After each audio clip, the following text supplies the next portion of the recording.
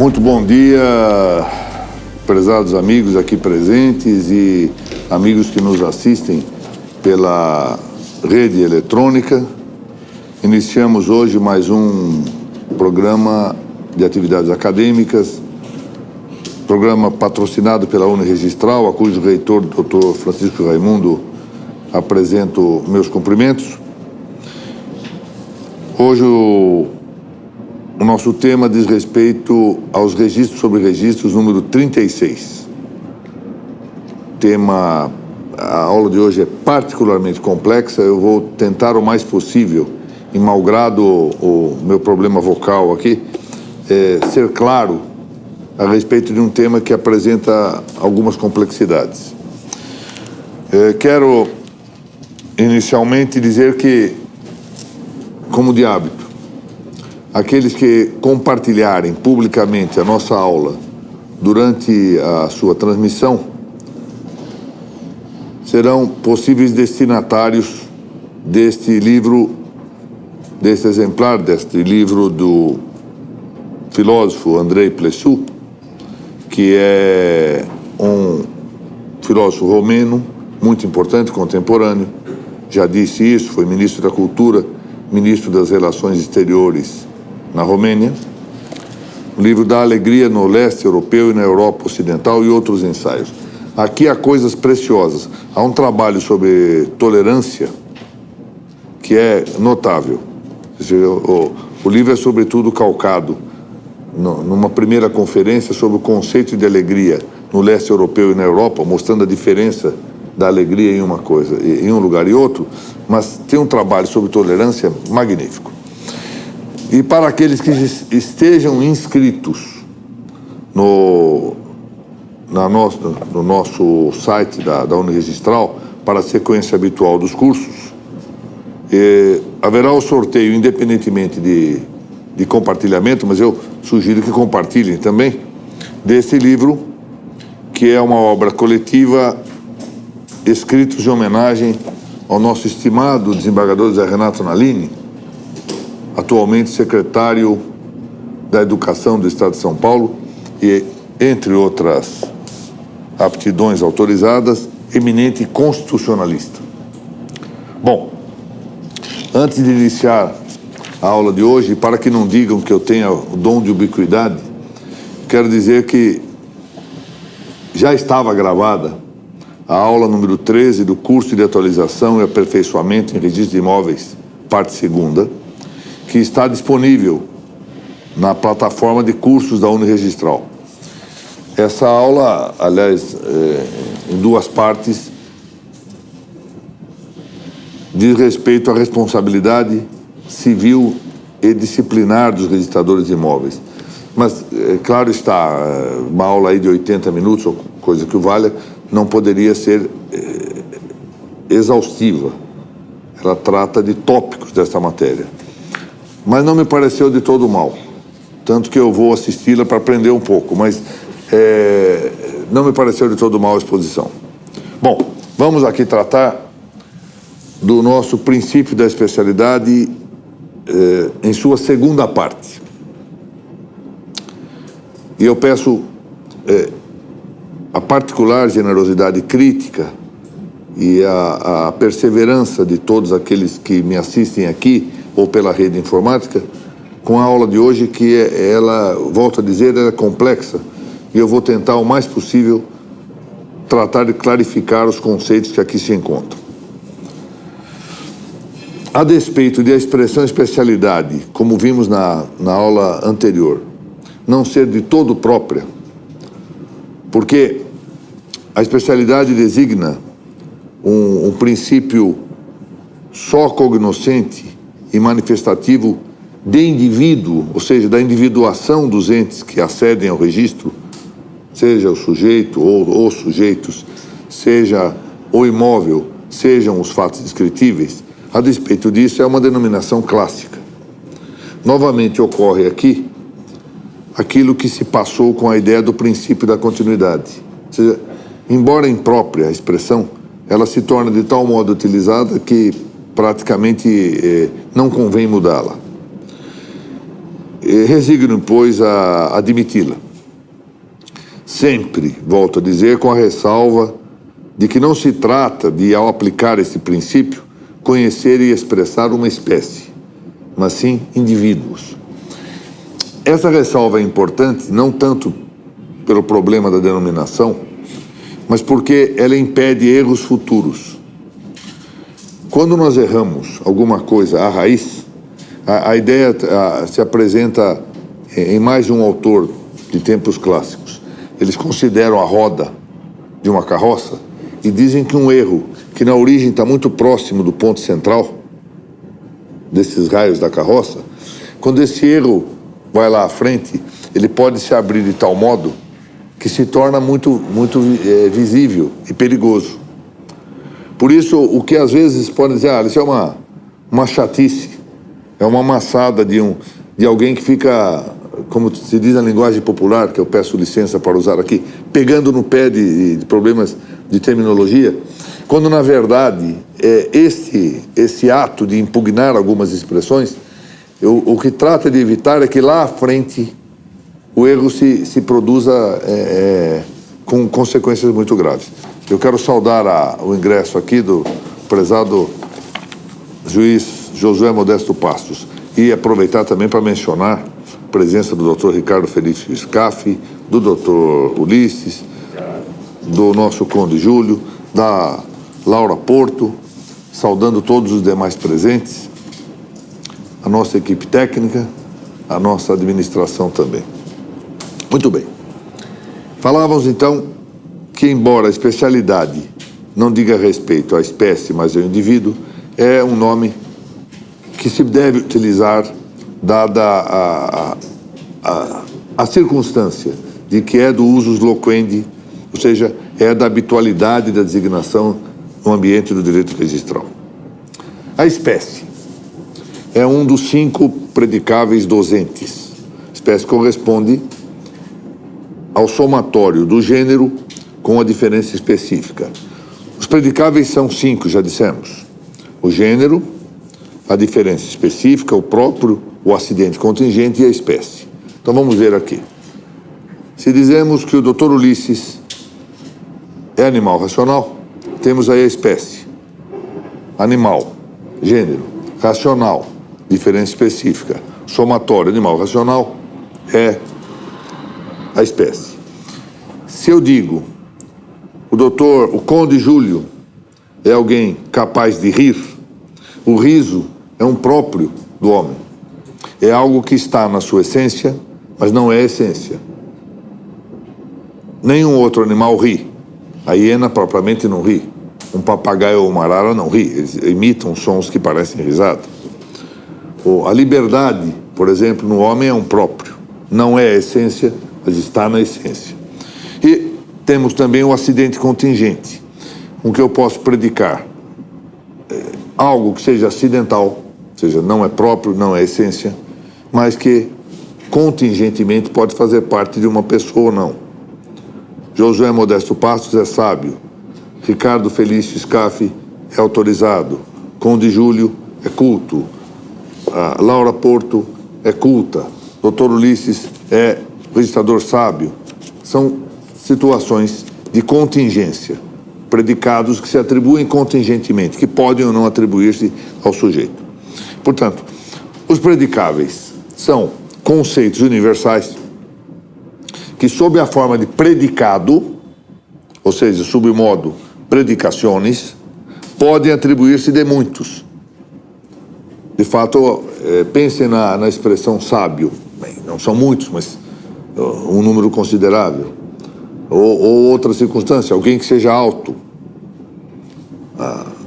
O fato de alguém ser alto é um predicável contingente que pode ser atribuído de muitos.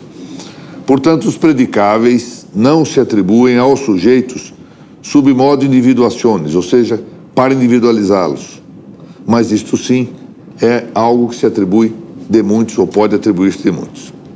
Daí a evidência da impropriedade da terminologia adotada quanto ao princípio de que estamos tratando, uma vez que, com aplicá-lo, estamos em busca do conhecimento e da expressão da individualidade de alguns bens. E o que buscamos, fazemos-lo então ordinariamente, correntemente, mediante predicamentos ou categorias acidentais, como a seguir veremos. Muito bem. Nós vamos tratar adiante do que significa predicamento ou categoria, mas deixo dito que são a mesma coisa. A categoria é uma expressão que provém do grego e o predicamento advém do latim. É apenas isso. Quer dizer, a diferença está na origem das palavras, que, entretanto, significam a mesma coisa. A especialidade no registro imobiliário, já dissemos isso antes, divide-se de maneira ordinária em 3 partes subjetivas, a saber, a especialidade subjetiva, que é a especialidade dos sujeitos, a especialidade do fato inscritível ou título em sentido material, e a especialidade objetiva ou imobiliária sensu stricto, que é aquela que diz respeito ao imóvel enquanto realidade física. Essa especialidade objetiva, ou seja, a do objeto, especialidade que diz respeito ao imóvel, por sua vez subdivide-se em especialidade quantitativa, ou seja, de quantidade, em especialidade qualitativa, ou de figura, e em especialidade de lugar. Nós vamos ter ocasião de tratar de todas as 3 em separado. Na aula de hoje, começaremos com a quantitativa, mas nas próximas aulas vamos tratar tanto da especialidade de figura quanto da especialidade de lugar. Nós poderíamos considerar ainda outros predicamentos para tratar dos imóveis que constem das inscrições imobiliárias. Embora, aqui é preciso dizer isto com todas as letras, pareça de fato conveniente limitar a indicação destas 3 categorias, quantidade, qualidade e lugar. Porque não há necessidade de uma exaustão, que penso até mesmo seria praticamente impossível. Por outro lado, estas categorias, quantidade, qualidade e lugar, são bastantes para o fim de apreender e expressar a individualização imobiliária. Ora, se eu já consigo com isto de maneira suficiente, parece que realmente não atende à economia de esforços, de custos, de tempo, que nós alarguemos demasiadamente a matéria e incluamos outros acidentes. Mas aqui é preciso dizer que seria possível considerar ainda a matéria sob outros ângulos, e vamos ver adiante que habitualmente nós fazemos isso em dadas situações. Habitualmente o fazemos. Não custa observar, entretanto, e é isto que estou aqui a reiterar, que, embora o tema não frequente as meditações doutrinárias, realmente eu não li em nenhum autor essa meditação ainda, as categorias de ação, paixão e relação não são estranhas na prática de individualização registral objetiva. Isso nós vamos ver a seu tempo. Então, o que eu estou aqui a afirmar é que basta para nós que consideremos quantidade, qualidade e lugar para a individualização dos imóveis no registro predial. Sem embargo disso, não é estranho de todo nos assentamentos imobiliários que vejamos referências a outras formas de acidentes, ou a outros modos de acidentes, ou tipos de acidentes. E assim, ação, paixão e relação. Nós vamos ver isso a seu tempo. Muito bem. Quantidade, qualidade e lugar são predicamentos ou categorias. O que são predicamentos e categorias? Isso que os nossos pais, doutor Ulisses, e mais que eles, os nossos avós, e mais que eles, provavelmente, os nossos bisavós e tataravós, conheciam quase que desde a infância, no tempo do antigo ginásio, em que não se aprovava ninguém por decreto, que era preciso saber alguma coisa para passar de ano, sabia-se isso com a palma da mão. Já no meu tempo de escola, essa matéria ficou protelada. Quando muito se aprendia no colégio. E nos tempos atuais, acho que não se aprende em parte alguma. E, no entanto, essas coisas fazem parte da vida, no nosso dia a dia, da nossa conversa habitual. Porque os predicamentos ou categorias são os 10 gêneros supremos em que, segundo uma doutrina que vem de Aristóteles, mas que antes dele, já vou referir isto, era objeto de indagação,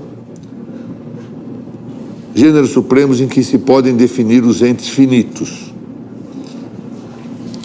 E que são eles? A substância, a quantidade, a qualidade, a relação, o tempo, o lugar, a posição, a possessão, a ação e a paixão. Nós vamos ver isto.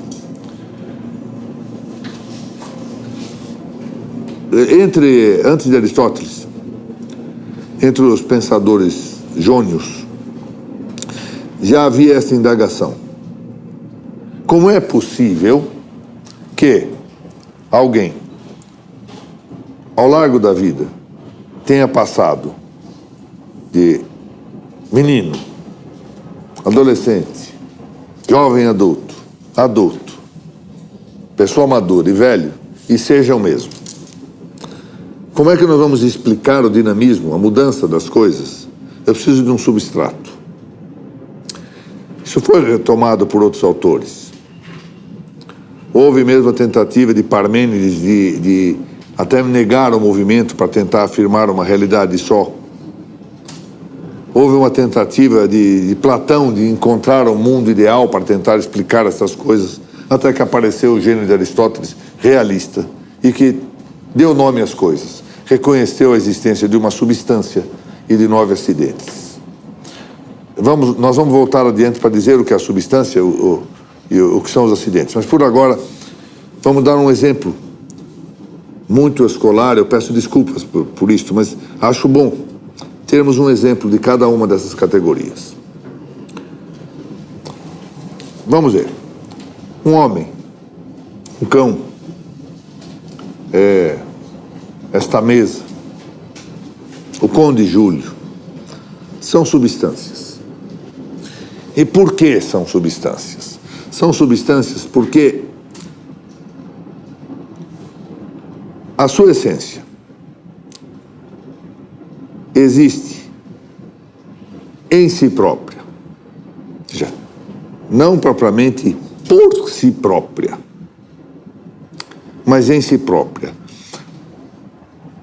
Ser um cão de pelo branco ou preto, feroz ou não, ser o Conde Júlio, paulista ou gaúcho, não muda o fato da sua substância. Ela é em si própria.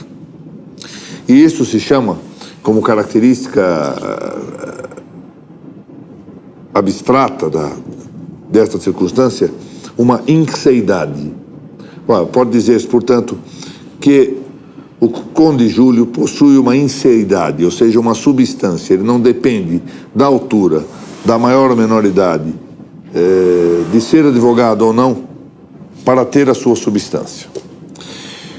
Diversamente, os acidentes, todos os outros que vêm, é uma substância e 9 acidentes, todos os acidentes dependem para a sua existência de um substrato. Qual substrato?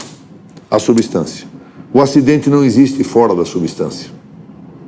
Não há quantidade fora de uma substância. Não há qualidade fora da substância. Não há relação sem substância.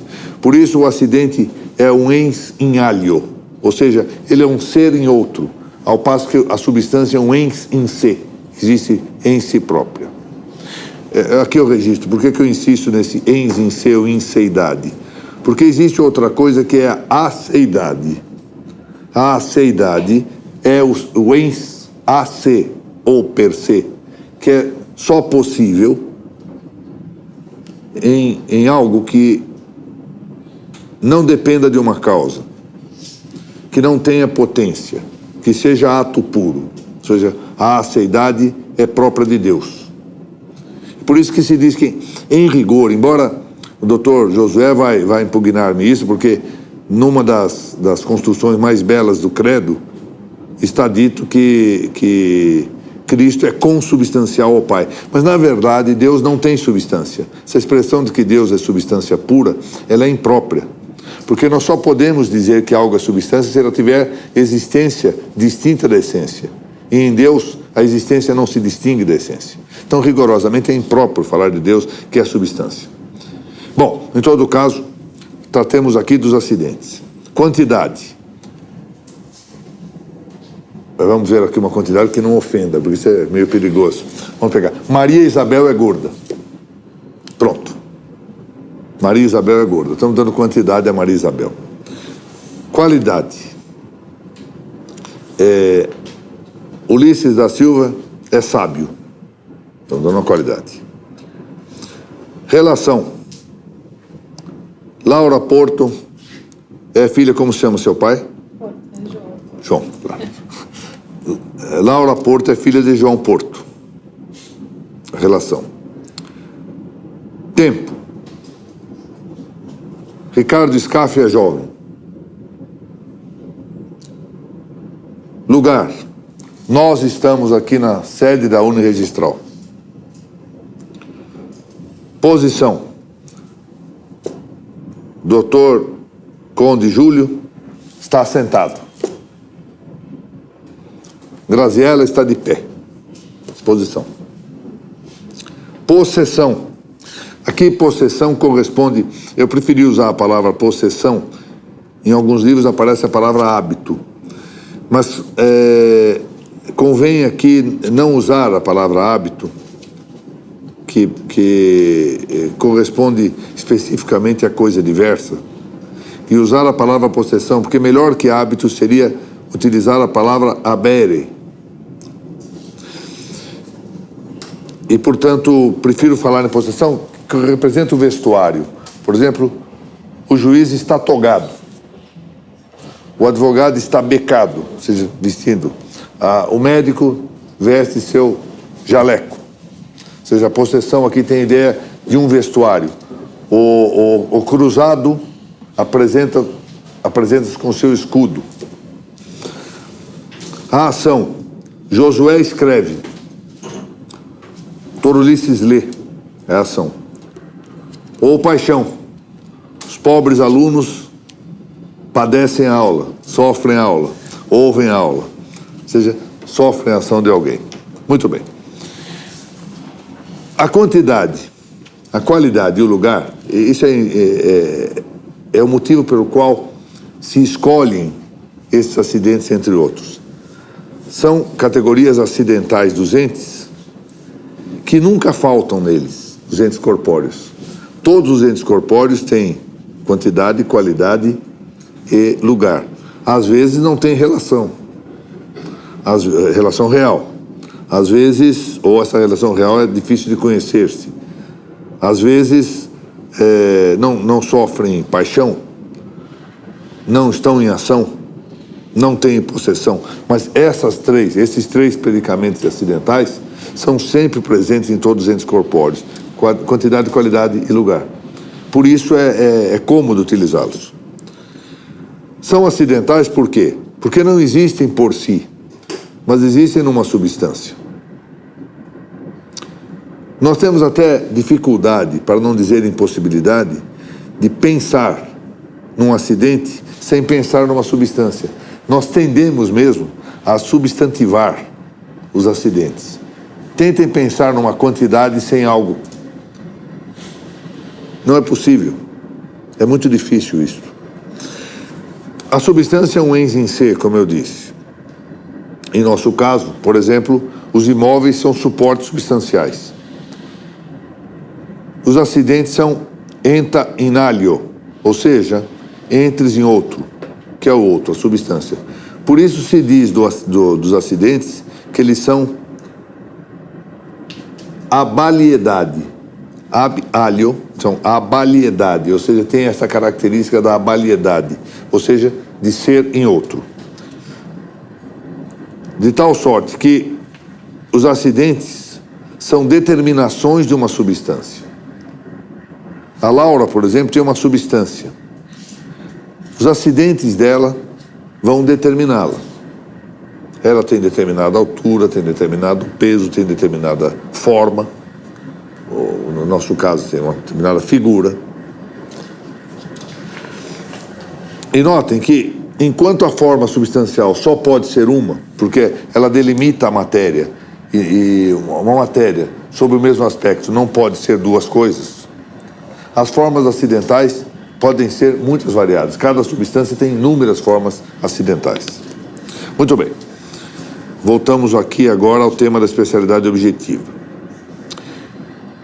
A especialidade objetiva que nos interessa, nós no registro imobiliário, diz respeito ao imóvel natural, ou seja, um ente corpóreo que, por sua própria natureza, não pode movimentar-se translativamente. Um ente imóvel, por exemplo, essa minha carteira aqui, pode ser movida. É da natureza do móvel, até o próprio nome diz isso, ser movido. O imóvel, por sua própria natureza, não pode movimentar-se translativamente. Note, não é que ele não tenha nenhum movimento, ele pode ter movimento. O que ele não tem é movimento de translação, por si só. Tratemos agora de distinguir o imóvel natural e, em seguida, de considerar o movimento e, dentre dele, o movimento de translação. Mas eu, antes disso, abro aqui no nosso texto um parêntese, porque é evidente que isso que eu acabo de lhes transmitir não corresponde à meditação original minha, por óbvio. Quem me conhece sabe que eu seria absolutamente incapaz de fazer algo com esta articulação.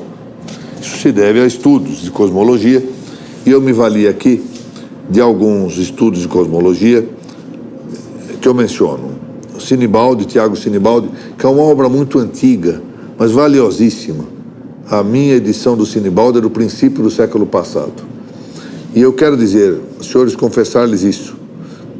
Isso é segredo de confessionário, como se diz. O livro do Sinibaldi, que eu tenho em 2 volumes, alguns têm em 1 volume só, fica bem ao lado do local em que eu escrevo, no meu gabinete de votos. É o livro que eu tenho à mão, porque qualquer dúvida que eu tenha em matéria de filosofia, de terminologia filosófica, é o livro do que eu me valho, embora seja uma obra de princípio do século passado. Naturalmente eu tenho outros livros, mas esse é o livro manual, é o livro em que eu confio para ir colmatando as minhas inúmeras deficiências. Menciono também o livro do Felipe Selvaggi, que é muito interessante, do Manuel Artigas, do Sanguinetti, que é um argentino que fez um trabalho muito interessante, e de Ponferrada, que também é outro professor argentino de grande nível. Saúdo a Bianca, que ali está.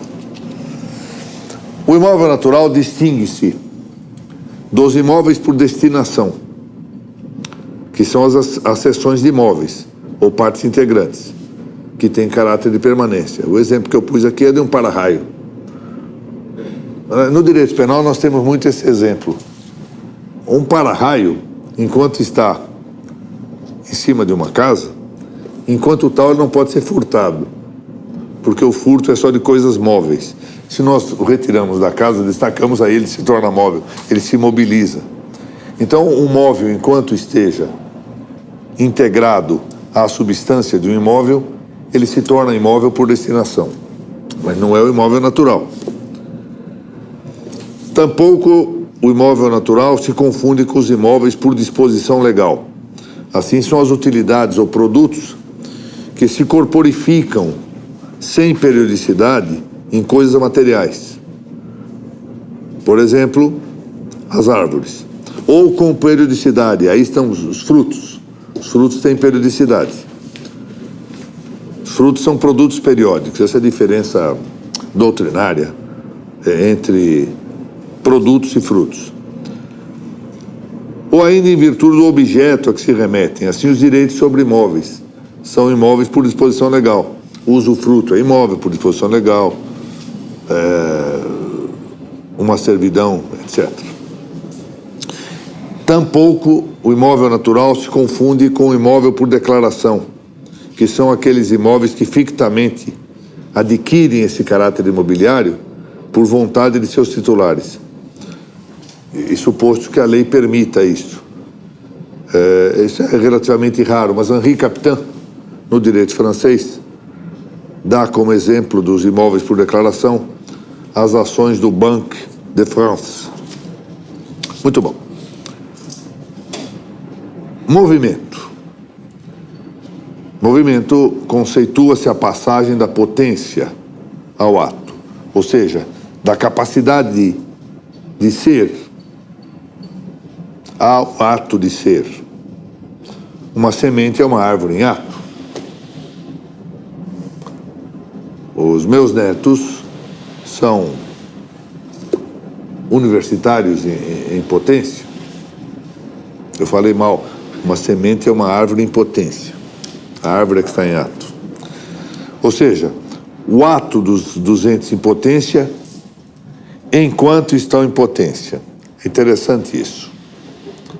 O movimento é isso. É o ato do ente em potência, submetido à moção, enquanto eles estão na potência ainda. E chegarão a ser ato futuramente. Ora, as moções ou movimentos físicos são variados. São qualitativos, quantitativos, já vimos isso. Alguém que não é sábio pode vir a sê-lo. Alguém que era magro, imagine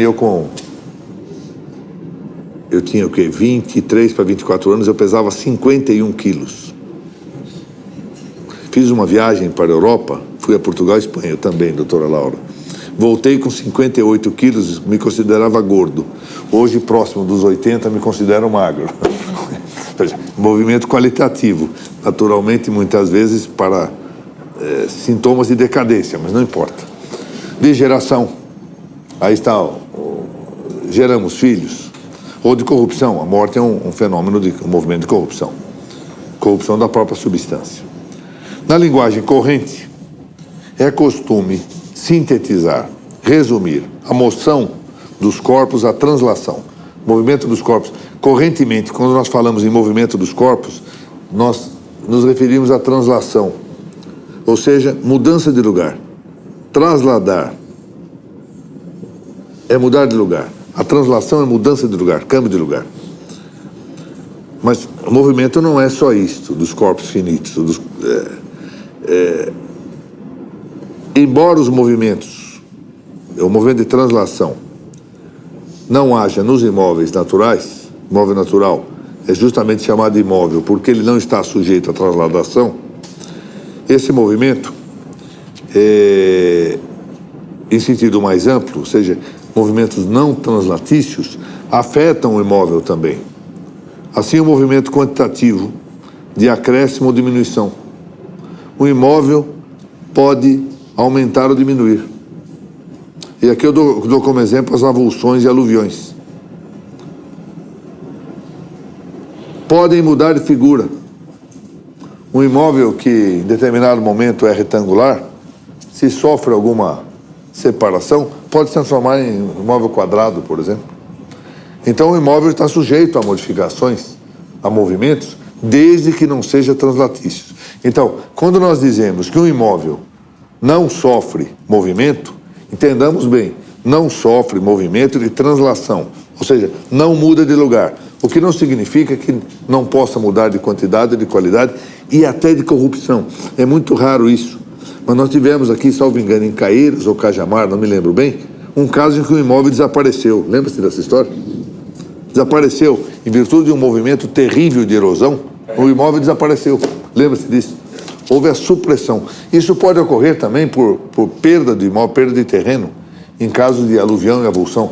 Vai de tal forma, perdendo terra, que um momento pode desaparecer. Claro que é um fenômeno raro, mas é possível. O que demonstra que, embora o imóvel como tal não esteja sujeito a movimento de translação, está sujeito ou é suscetível, tem potência para ter outros tipos de movimento. Muito bem. A quantidade, quantitas, disse o acidente primário dos entes corpóreos. porque é por meio da quantidade que os demais predicamentos afetam a substância corporal.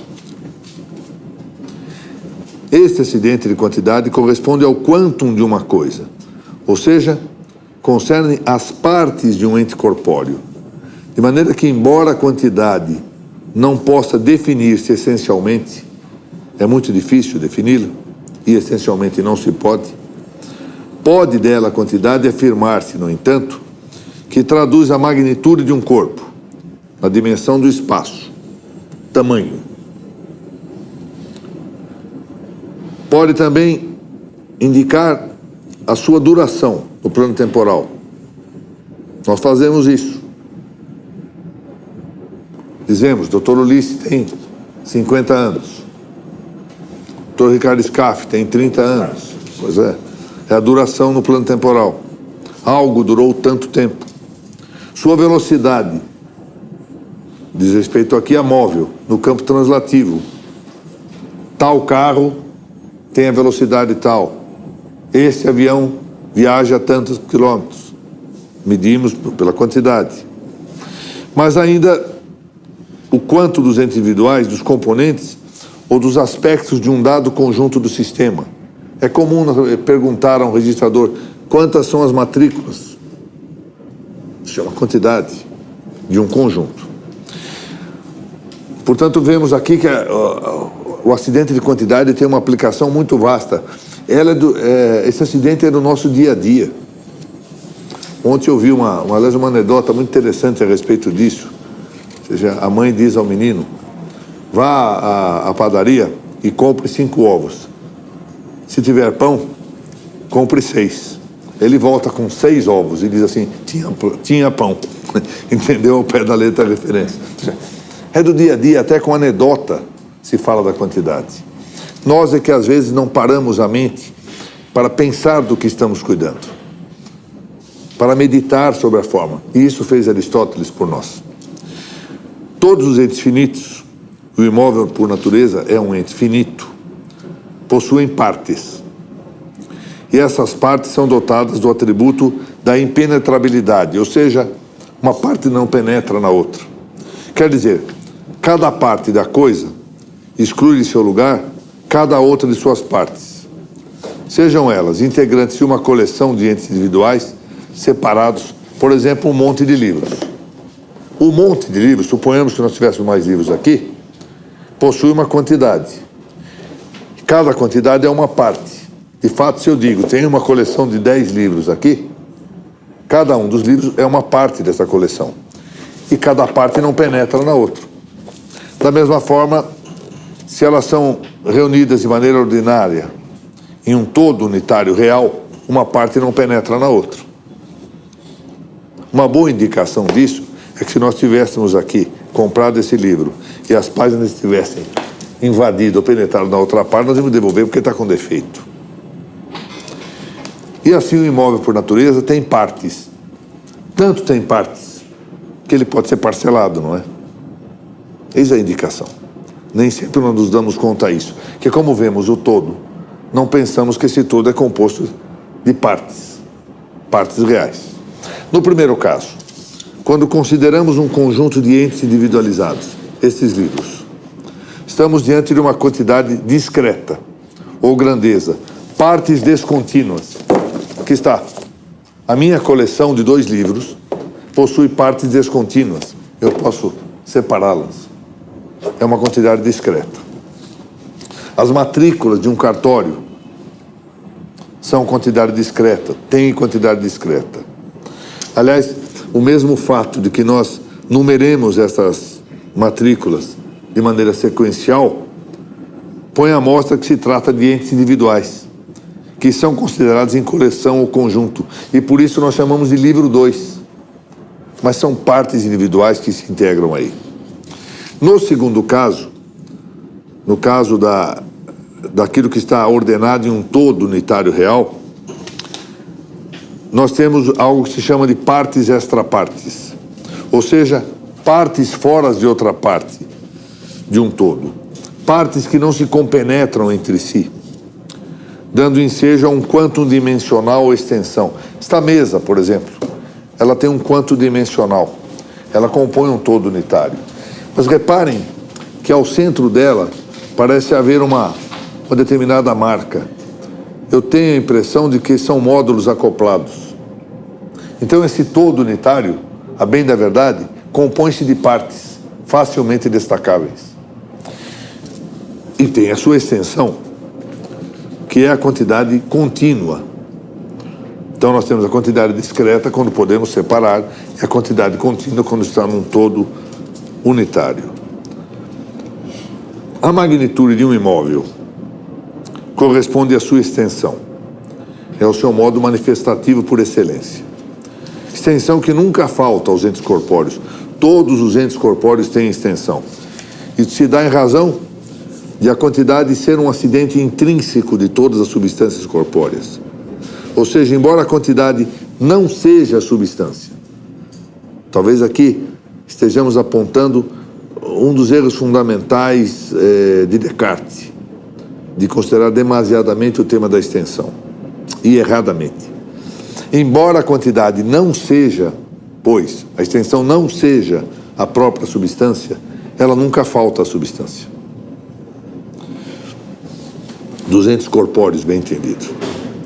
Muito bem. A quantidade ou extensão dos corpos pode ser intrínseca ou extrínseca. A intrínseca, extensão intrínseca, é a mesma ordem ou disposição das partes extrapartes, distinguindo-se essas partes umas das outras, de sorte a reconhecer que elas existam uma fora das outras, elas não se interpenetram. Já a extensão extrínseca, por sua vez, corresponde à disposição das partes da coisa em partes determinadas de um lugar, tal que cada parte não ocupa o lugar de outra. Vou dar um exemplo aqui. Toda analogia apresenta um aspecto infeliz, não cobre bem o que se quer ilustrar. Mas a analogia serve exatamente para nos dar um pouquinho de concretude a certas questões demasiadamente abstratas. Estão vendo essa mesa aqui? Ela termina de maneira oval, não é? Numa ponta onde está a Graziella e na outra ponta em que eu estou. E aí onde estão os senhores, nós temos uma parte reta. Muito bem. Vejam que no meio nós temos exatamente um modulado reto nas duas partes. Então, nós podemos imaginar que há uma distinção clara destas partes, tal que uma não penetra na outra, elas estão dispostas desse modo. E essa distinção, essa disposição do jeito que se encontra aqui, sem penetração de uma parte na outra, corresponde exatamente à sua extensão intrínseca. Ora, cada uma delas ocupa um lugar. Essa é a sua disposição ou extensão extrínseca.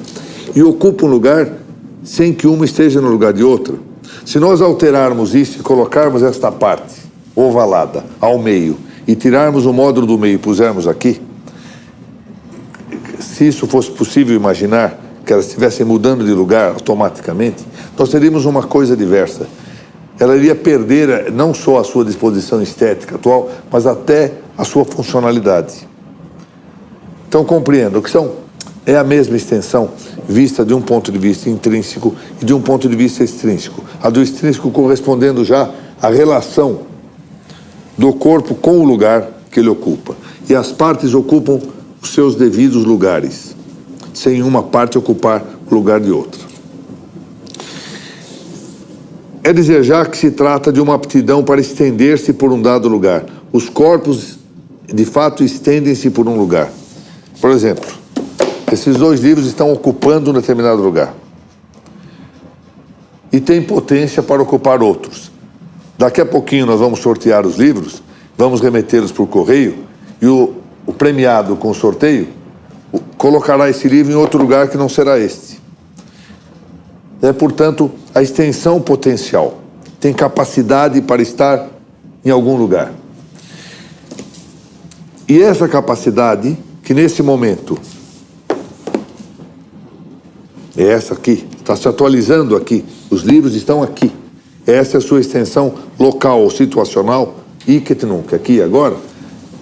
É potencial porque se a Laura resolver levar esse livro embora para casa dela, ou o doutor Ulisses levar para casa dele, vai atualizar essa extensão potencial em outro lugar, em outra situação. Muito bem. Esses conceitos podem parecer, a esta altura, daqueles que nos ouvem, e que, sobretudo, porque nós estamos demasiado, o nosso espírito é muito voltado a certas efetividades, a certas eficácias, a uma certa praticidade prático-prática, e que não quer fazer o esforço de imaginar abstrativamente problemas. Imagina que tudo isso que nós estamos falando aqui são abstrações sem nenhuma utilidade prática. Em outras palavras, resumindo, Aristóteles terá sido nada mais, nada menos do que um nécio que perdeu o tempo dele pensando.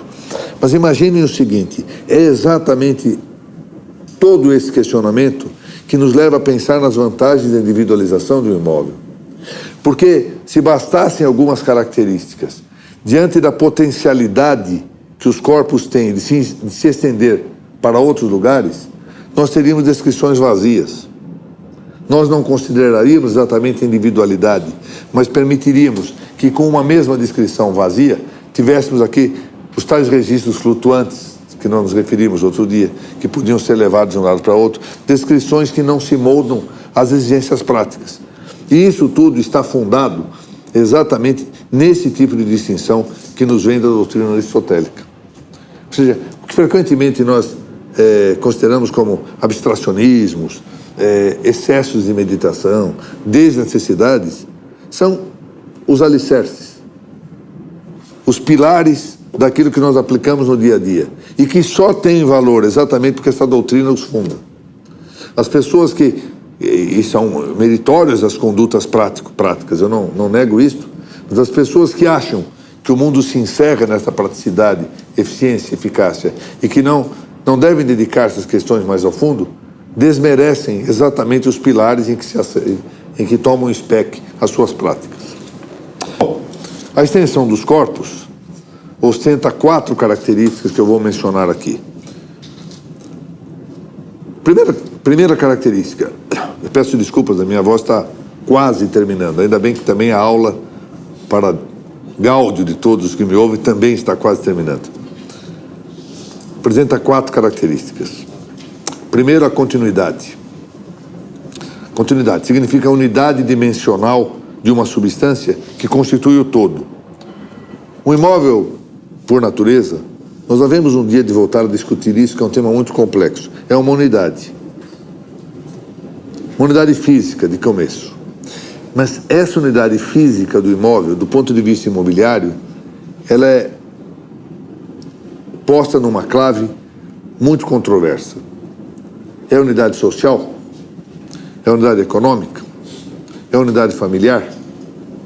Isso é complexo de dizer. Muitas vezes, uma estrada rasga um imóvel e nós mantemos ainda transitoriamente esse imóvel debaixo de uma mesma matrícula porque esse imóvel possui uma unidade econômica. Ele é unitário economicamente, embora já não o seja fisicamente. Outras vezes devemos considerar se deve prevalecer o intuito social dessa unidade ou o seu intuito familiar. São questões muito complexas e que interferem, de algum modo, com a rigidez de uma unidade física. Portanto, embora de comum, nós vamos ver isso mais à frente, de comum, nós consideremos para a matrícula a unitariedade física, alguma vez nós cedemos passo e vencemos essa unitariedade em prol de uma unidade de caráter social. Exemplo muito claro, abrimos matrículas para frações ideais nos casos do condomínio edilício. Portanto, digamos que há uma certa heterodoxia no trato dessa continuidade física. Os imóveis são contínuos fisicamente, são divisíveis. Esse imóvel pode ser realmente dividido ou parcelado, exatamente porque é extenso, é dimensional, possui partes e extrapartes. Se o imóvel não fosse extenso, se ele não tivesse partes fora de suas partes, ele não poderia ser dividido. E é mensurável. Algo que é divisível é também medível, ou seja, é comparável com uma parte que se estime por padrão. O que nós fazemos? Quando dizemos que o imóvel tem X metros quadrados, tem 1 hectare, tem 10 quilômetros, tem centímetros, etc., é comparar com um padrão. Temos esse padrão de medida e dizemos que esta mesa tem 200 deste padrão. Portanto, ele é mensurável com outra parte, paramétrica. Finalmente, vejam, voltando a isso, por que ele é medível? Ele é medível porque ele pode ser comparado a uma parte, ainda que paramétrica. Por fim, o imóvel, a extensão ou quantidade, possui como atributo a individualidade ou concretização dimensional da matéria. Ou seja, ele pode ser individualizado exatamente porque ele pode ser concretizável, a sua matéria pode ser concretizável do ponto de vista dimensional. De fato, é clássica a afirmação de que os entes materiais se individualizam pela quantidade. É a quantidade que melhor os individualiza. É o que se chama de matéria quantitate signata, matéria de quantidade assinada. Muito bem. Com tudo que nós expusemos aqui, eu procurei, na medida do possível, tornar clara e precisa temas muito complexos, eu admito. Bem se vê que a relevância do acidente de quantidade na individuação, medição e divisibilidade dos imóveis, também para os fins registrários, ou seja, ad finem tabulae, são temas a que nos devotaremos e de muita importância no registro. Muito especialmente no que diz respeito ao parcelamento dos imóveis. Isso tem um reflexo muito grande e eu, sinceramente, eu penso que meditar sobre essas questões nos ajudaria muitíssimo a compreender todo o problema do parcelamento e tentar solver os seus problemas, não com um apego demasiadamente rígido a normas interpretadas literalmente, compreendidas literalmente, mas que pudessem ser compreendidas em toda a sua dimensão, sua importância no plano da segurança jurídica. E isso só se poderá obter com algum domínio dessa matéria, penso eu. Doutora Graziella, estamos prontos para o sorteio. Eu novamente lembro que já está disponível na plataforma de cursos da Uniregistral, no curso de atualização e aperfeiçoamento em registro de imóveis, parte segunda, curso este dirigido com muita competência pelo eminente juiz, nosso colega, doutor Ricardo, doutor Alberto Gentil, filho do não menos competente e muito meu amigo, desembargador Alberto Gentil. A aula do número 13, que versa sobre a responsabilidade civil e disciplinar dos registradores de imóveis. Bom, tópicos dessa matéria que é muito vasta. Agora vamos ao sorteio destes 2 livros. O primeiro, do André Plessis, que é uma coletânea de conferências. É um livro muito claro, muito agradável de ser lido. Tem 4 conferências este livro.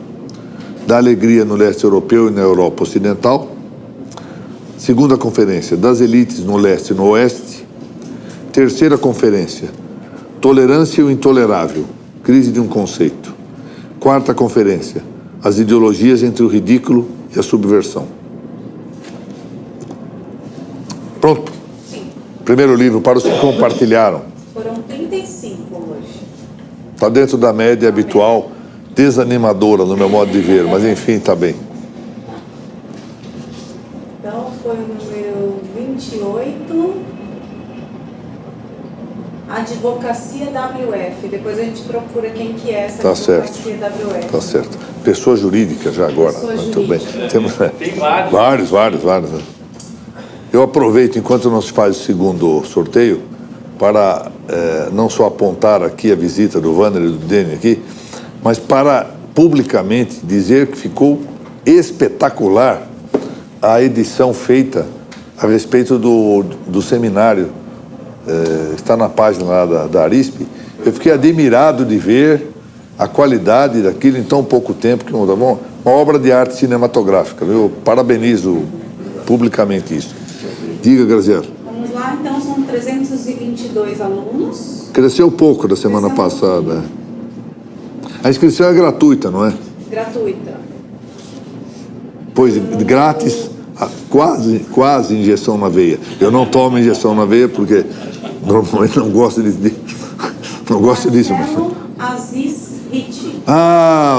Esse eu levo pessoalmente para o Marcelo, porque é um dos meus juízes assessores. Que bom. Eu não participei do sorteio, portanto, não há suspeição nem impedimento. Tá bom. Muito bem. Eu agradeço novamente a reitoria da Uniregistral, observando que as nossas atividades aqui têm dado em todo o seu campo grande oportunidade para debates. O fato de os nossos eventos frequentemente, não todos, mas frequentemente serem eventos com inscrição gratuita, tem permitido isso, que todo aquele que queira comparecer para participar das discussões, assim o faça. Eu acho que, e tenho dito isso, que o grande modelo de uma universidade é ainda o que presidiu o seu nascimento e que foi muito bem resumido pela frase de Dom Afonso, o rei sábio da Espanha, que a universidade é um lugar, não importa, pode ser até o virtual, é um lugar onde se reúnem mestres e discípulos para juntos, mestres e discípulos, aprenderem os saberes. O mestre só tem possivelmente a vantagem de que viveu mais tempo, então teve mais tempo para ler e eventualmente mais tempo para pensar. Ou melhor dito, teve mais tempo para pensar, teve mais tempo para eventualmente pensar. Vamos colocar o advérbio na posição certa. Mas juntos estão aí para aprender, de maneira aberta. Então, nisso eu louvo muitíssimo o nosso reitor da Uniregistral, da Arisp, presidente da Arisp também, por essa disposição de debate franco, como nós tivemos, aliás, diga-se de passagem, na última sexta-feira, no nosso seminário.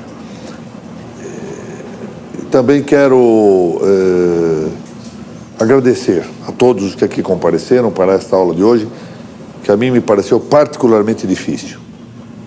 Paciência que tiverem em ouvir-me, e agradecer, de par com a nossa administração e o serviço técnico sempre muito competente e empenhado, agradecer muitíssimo aqueles que nos assistiram e que ainda venham assistir esse nosso curso, que é um curso de esforço doutrinário. Nós estamos tentando fazer uma coisa nova, mas uma coisa nova sobre o velho. Aqui nós temos o velho e o novo unidos numa experiência doutrinária, de retrilhar ou recaminhar caminhos já antes trilhados, tentando ver novas paisagens de um assunto velho. Muito bem, muito obrigado a todos e até a semana que vem, se Deus permitir.